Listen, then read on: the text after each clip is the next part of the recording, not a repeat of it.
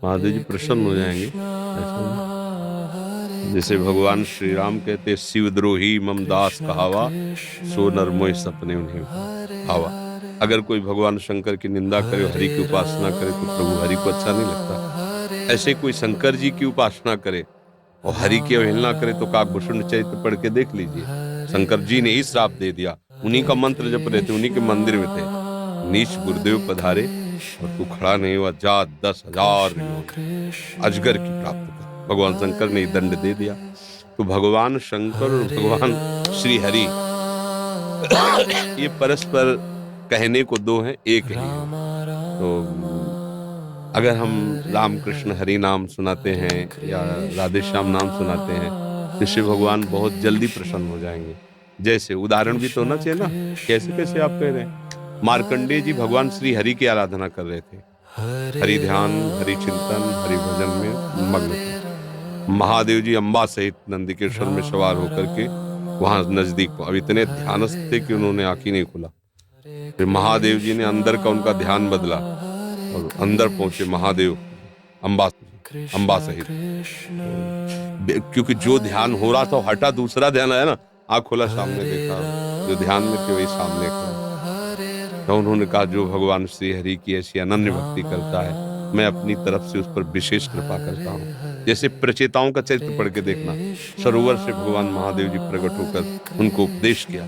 भगवान श्री हरि का जो भक्त है उस पर महादेव जी बहुत प्रसन्न होते हैं, बहुत जल्दी प्रसन्न होते हैं। और जिस पर महादेव जी प्रसन्न होते हैं उसे श्यामा श्याम की प्रीति प्रदान ही करते। जैसे नरसिंह मेहता को सीधे रास में ले गए महादेव जी, परम वैष्णवाचार्य। अगर कोई महादेव जी का उपासक हरि से द्रोह करता है या हरि उपासक महादेव से, तो दोनों का पतन है, वो जानते नहीं इस रहस्य को। एक दूसरे के कहने के हैं। वो कहे, महादेव जी से पूछो जाए कि आपका गुरु कौन, तो कहेंगे श्री हरि, वही इष्ट है, वही गुरु है।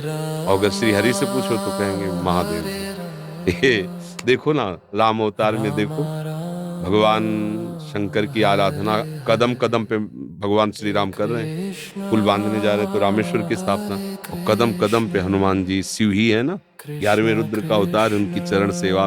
वो उनको इष्ट गुरु मानते, वो उनको इष्ट गुरु मानते, मतलब दोनों एक ही है। और ये जो परस्पर शैव वैष्णव झगड़ा है, ये अज्ञान है, ये जानते ही नहीं।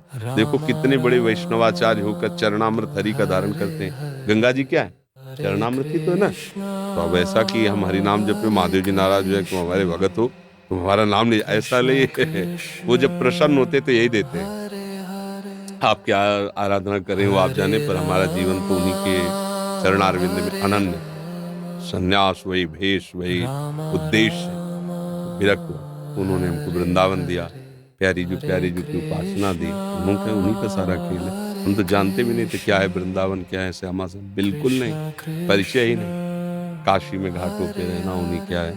तो उनका कृपा प्रसाद जब प्रकट होता है तो प्रेम प्राप्त होता है, हरि का प्रेम। सभा में, अयोध्या में सबको बैठाल करके भगवान श्री राम ऐसे कह रहे हैं, मैं राजा हूं इसलिए बोल रहा हूं, ऐसी बात नहीं। और एक गुपुत मत सबई कहो कर जोर, शंकर भजन बिना नर भगति न पावे। कह रहे अयोध्यावासियों, मैं राजा होकर ऐसा नहीं, मैं बिल्कुल दैन्यता से कह रहा हूँ, हाथ जोड़ के कह रहा हूँ, और ये गुप्त बात है मेरी।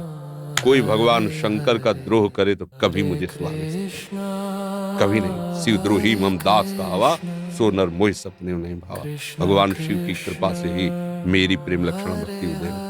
और वो एक गुपुत मत सबई कहो कर जो, शंकर भजन बिना नर भगति न पावे। राधा राधा राधा राधा बाबा, प्रारंभ में शंकर जी की आराधना से भगवान शंकर उठा देते। इसका प्रधान कारण है अहंकार के देवता हैं, वो अहंकारी सारे बंधनों का कारण है। महादेव जी अहंकार मिटा देते हैं, दैन्यता। और भगवान श्री हरि के चरणों में दैन्यता का ही आदर होता है। यही दरबार दीन को आदर,